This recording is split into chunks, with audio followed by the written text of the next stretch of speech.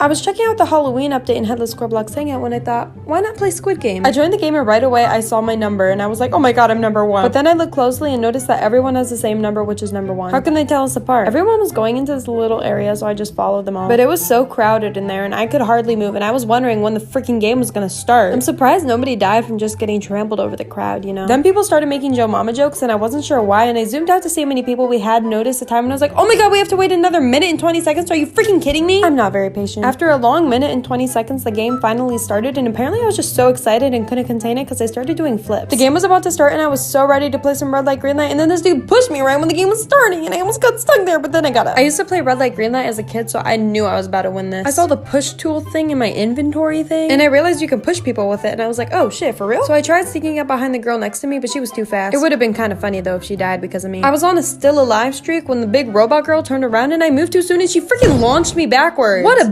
After that, I had no choice but to join another server and wait once again. I was waiting for the game to start and I saw this girl's hair and I was like, oh my god, that's kind of cute. So I went to her profile to try it on and I actually kind of liked it, so I bought it. There was nothing wrong with doing a little bit of shopping while I waited. Eventually, the game started and I took every single 1/10 of a second that I could to move. I was afraid that if I died, I'd rage quit and you'd never get to see this video. I made it to the end and I was so proud that I was the first one there, but then I looked to the side and I was like, what? Are you kidding me? The next game started and it was tug of war and I started panicking because I can hardly give someone a piggyback ride, but then I remembered it's just a video game. I didn't prepare an auto clicker, so enjoy this video of me clicking my mouse.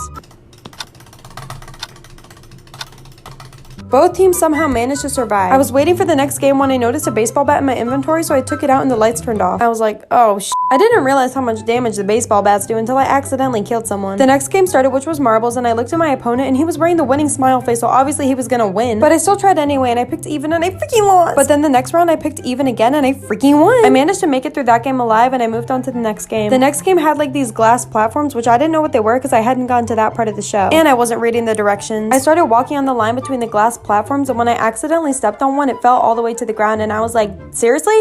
You call this a challenge? Please.